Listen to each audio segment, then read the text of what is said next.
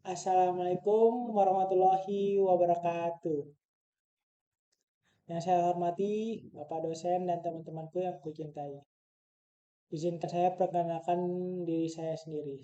Nama saya Muhammad Zulfikar dengan NIM 64242458. Saya dari 642G Kampus. Di sini saya akan membahas tema yang berjudul korupsi waktu. Wajah lain dari korupsi yang jarang kita sadari. Mengapa saya membahas tema ini? Karena menurut saya, selain korupsi uang, korupsi waktu juga dapat kita sebagai manusia akan terlena yang akan mengakibatkan kita akan menjadi manusia yang tidak bertanggung jawab di masa depan. Next. Di slide ini saya akan menjelaskan apa itu korupsi waktu, pengertian korupsi waktu. Korupsi waktu adalah bentuk penyalahgunaan waktu kerja atau belajar yang seharusnya digunakan untuk hal produktif, namun disalahgunakan untuk kepentingan pribadi atau sekedar bermalas-malasan. Contohnya bisa kita lihat dalam kehidupan sehari-hari kita. Pegawai yang datang terlambat tapi pulang cepat. Mahasiswa yang membuka Zoom saat kuliah lalu menghilang, atau bahkan seseorang yang terlihat sibuk namun tidak menghasilkan apa-apa. Jadi bisa kita lihat dalam kehidupan sehari-hari pun masih terlihat adanya korupsi waktu yang tanpa kita sadari itu adalah korupsi waktu. Ya, itu yang seperti tadi saya jelaskan. Pegawai datang terlambat, mahasiswa membuka Zoom lalu menghilang, pelajar yang datang terlambat, atau kita sendiri yang terkadang sering bangun siang, kesiangan. Next. Mengapa korupsi waktu penting dibahas? Banyak orang menganggap korupsi waktu adalah pelanggaran kecil yang tidak perlu dipermasalahkan. Namun, jika kita hitung dampaknya secara kumulatif, kerugiannya luar biasa. Menurut LIPI, rata-rata ASN hanya efektif bekerja 3 jam dari 8 jam total dia bekerja. Artinya, 5 jam lainnya terbuang percuma.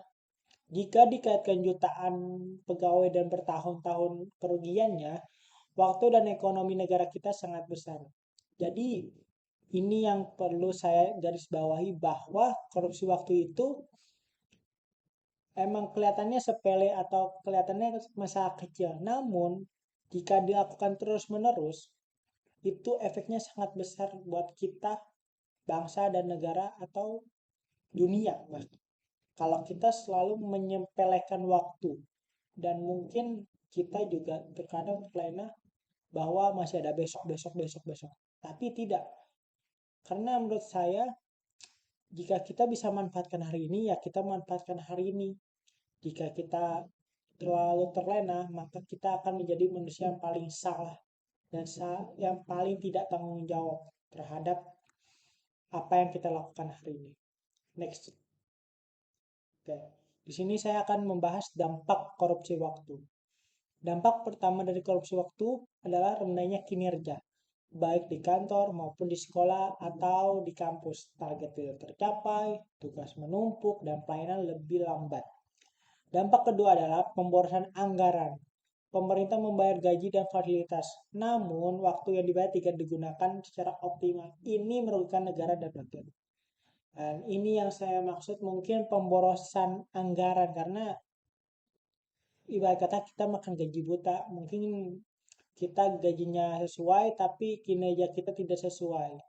Itu yang membuat terkadang kita atau siapapun itu merasa yang penting kita udah kerjain sesuai dengan prosedur. Toh saya dapat gaji yang sesuai, dapat gaji yang sesuai dengan apa yang kita sudah rencanakan. Contoh lain PR, mungkin bisa kita kerjain nanti besok bisa. Tapi terkadang itu yang membuat semua masalah itu dari situ. Ntar besok Padahal bisa kita kerjakan hari itu juga. Dan menurut saya itu adalah suatu kesalahan kecil yang berdampak besar pada kedepannya. Next. Oke. Di sini saya akan membahas korupsi waktu di lingkungan mahasiswa. Sebagai mahasiswa, kita juga tidak lepas dari potensi melakukan korupsi waktu, mulai dari datang lambat ke kelas, menyalahin tugas teman, terus ke kelas, menyalahin tugas teman, hingga hanya hadir secara fisik tanpa menekan materi. Jika tidak bisa membiasakan disiplin waktu kuliah, akan sulit bagi kita menjadi profesional yang jujur dan bertanggung jawab di masa depan. Karena kita sudah dibiasakan dari kuliah itu selalu terlena atau menyepelekan tugas atau absen kita pada saat di kelas. Jadi kedepannya mungkin nanti di kantor atau instansi tersebut kita kerja akan terus terbawa-bawa ke depan nantinya. Jadi mungkin itu yang kebiasaan yang kita lihat dalam kehidupan sehari-hari kita di kampus di lingkungan mahasiswa. Nah, di sini ada korupsi waktu sama dengan korupsi integritas. Mengapa korupsi waktu harus dianggap serius? Karena ia adalah bentuk lain dari korupsi integritas. Orang yang tidak jujur terhadap waktu, lama-kelamaan bisa tidak jujur terhadap hal lain. Waktu adalah amanah. Jika kita tidak bisa menjaga amanah sekecil ini, bagaimana kita bisa dipercaya menggemban amanah yang lebih besar? Bukan pula. Jadi apa? Korupsi waktu itu benar-benar bisa merusak kita dalam hal menyepelekan apapun. Kita tidak bisa jujur. Dan kata kita sudah bilang kita udah kerjaan 2 jam 3 jam, tapi ternyata kita hanya mengerjakan 30 menit.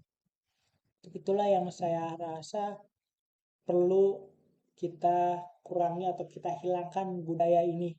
Karena menurut saya kebiasaan ini akan benar-benar bukan diri kita sendiri tapi kehadap orang lain juga yang bakal kena imbasnya ke depannya.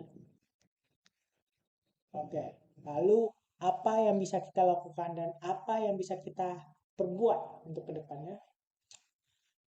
Mulailah dari hal sederhana, datang tepat waktu, jam kerja atau belajar dengan fokus, hindari menunda tugas dan hormati waktu orang lain.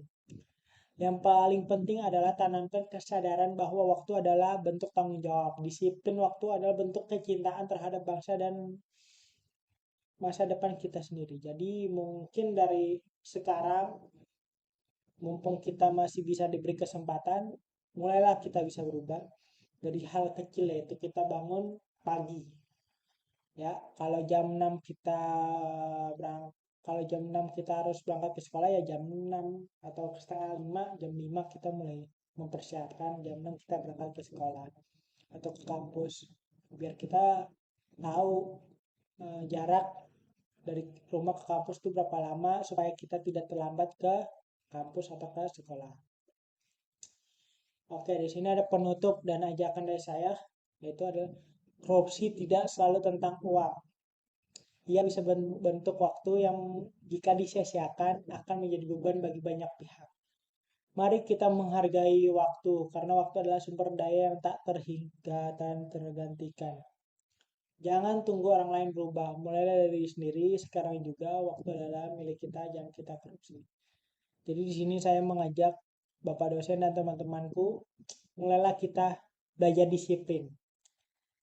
Kita berani melawan ini, melawan rasa kemalasan kita. Karena korupsi waktu ini benar-benar bisa membuat kita terbunuh secara perlahan-lahan.